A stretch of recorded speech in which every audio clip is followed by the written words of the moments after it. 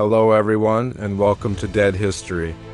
Today, we journey into the heart of one of the most enduring and emotionally charged conflicts of the modern era, the Arab-Israeli Wars. This is a story of faith, identity, and a struggle for survival that has reshaped the Middle East and continues to echo across the globe.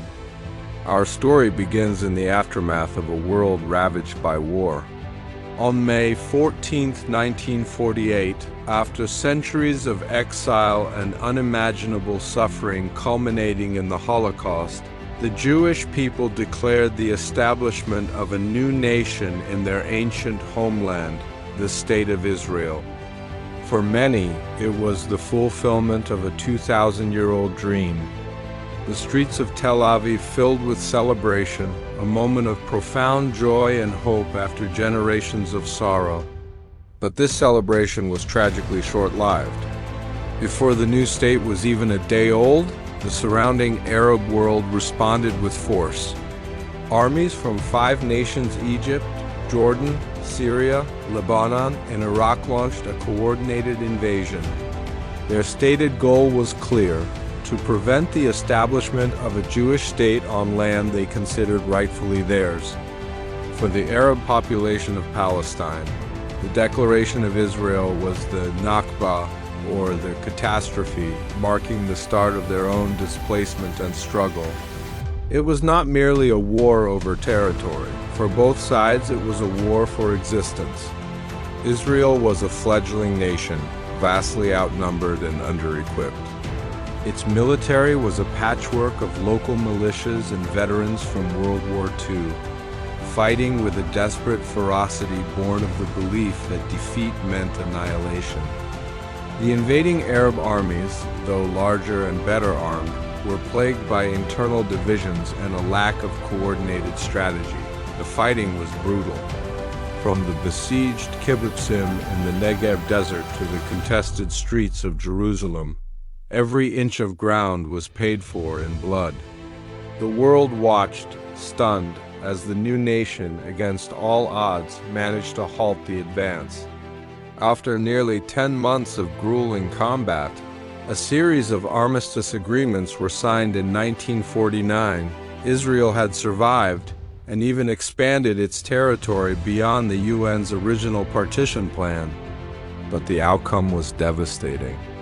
Thousands were dead on both sides, and over 700,000 Palestinian Arabs had become refugees, creating a crisis that remains at the heart of the conflict to this day. The 1948 war ended not with peace, but with a fragile, bitter truce. The seeds of the next conflict were sown in the years that followed. The region remained a tinderbox of tension, fueled by border skirmishes, acts of sabotage, and a growing arms race. The key flashpoint became the Suez Canal. In 1956, Egypt's charismatic leader, Gamal Abdel Nasser, nationalized the canal, a vital artery for international trade, and blockaded the Straits of Tiran, cutting off Israel's only sea route to Asia and Africa. For Israel, this was an act of economic strangulation. For Britain and France, former colonial powers who had managed the canal, it was an intolerable challenge to their influence. A secret alliance was formed. On October 29, 1956, Israel launched a swift invasion of the Sinai Peninsula, while British and French forces intervened to separate the combatants, seizing control of the canal zone. The military operation was a stunning success. The Israeli Defense Forces, or IDF, raced across the Sinai, overwhelming Egyptian defenses, but the political victory was short-lived. The invasion sparked international outrage. The United States and the Soviet Union, the two new superpowers of the Cold War era, united in condemning the action and exerted immense pressure. Britain, France, and Israel were forced into a humiliating withdrawal. A UN peacekeeping force was deployed to the Sinai and the waterway was reopened. The Suez crisis was over, but the underlying hatred and distrust only deepened. setting the stage for an even greater confrontation. The next decade saw a tense and uneasy quiet punctuated by constant threats. Arab leaders, led by Nasser, spoke openly of liberating Palestine and destroying Israel. Armies massed on the borders. In May 1967, Nasser expelled the UN peacekeepers from the Sinai and once again blockaded the Straits of Tiran. Jordan and Syria mobilized their forces, forming a united front. Surrounded by enemies and facing what it perceived as an imminent threat to its very existence, Israel decided it could not wait to be attacked. On the morning of June 5, 1967, Israel launched a daring, preemptive airstrike. In a few devastating hours, the Israeli Air Force annihilated the air forces of Egypt, Jordan, and Syria, catching most of their planes on the ground. With control of the skies secured, Israeli ground forces surged forward on three fronts. What followed was one of the most astonishing military victories in modern history.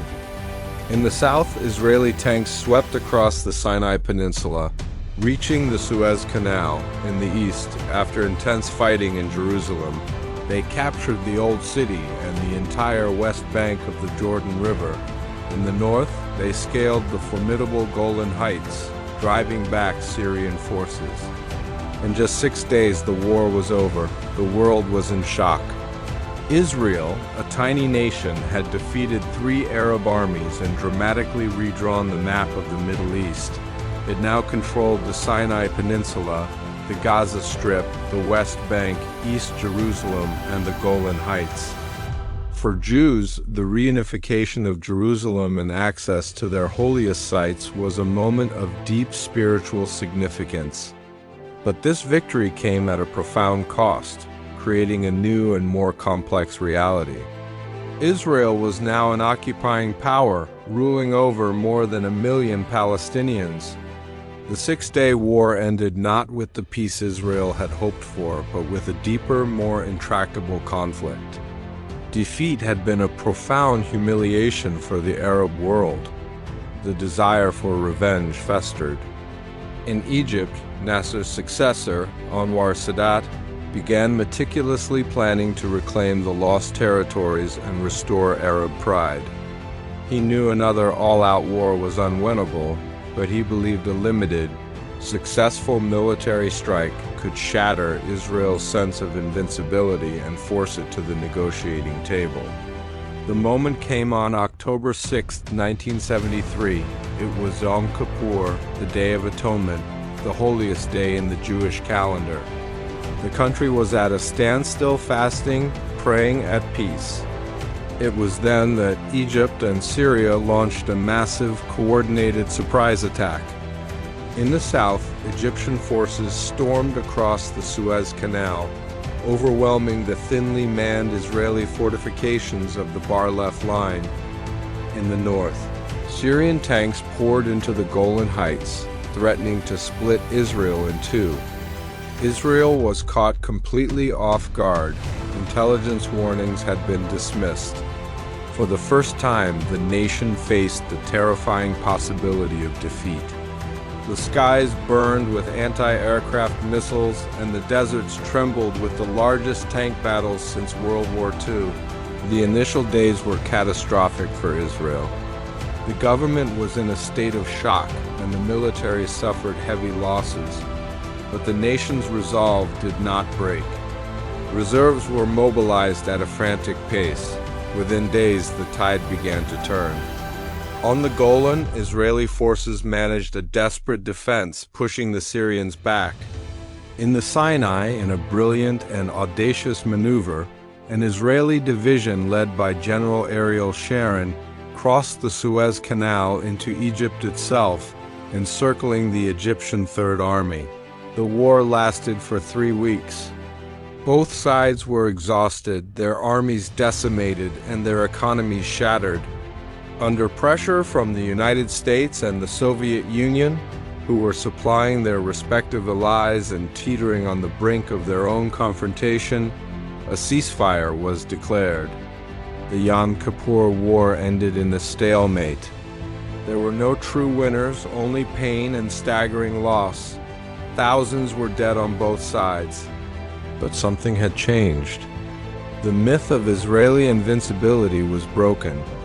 For Egypt, the initial success was enough to restore national honor, paving the way for a radical new approach: peace. The war's trauma forced both sides to confront the futility of the endless cycle of violence. Behind every tank, every fallen soldier, every strategic map, are the human stories that form the true heart of this conflict. Families shattered by loss, homes reduced to rubble, and generations of children raised in the shadow of war. The Arab-Israeli wars were not just military campaigns. They were a clash of deeply held beliefs, of competing narratives of history, and a desperate struggle for a place to call home. These wars forged the modern Middle East. Borders were redrawn, governments rose and fell, and alliances shifted like desert sands. The dream of a lasting peace has often felt impossibly distant, a fragile hope in a land scarred by conflict. Even today, the echoes of these wars resonate in global politics, in religious tensions, and in the daily lives of millions who continue to yearn for security and justice.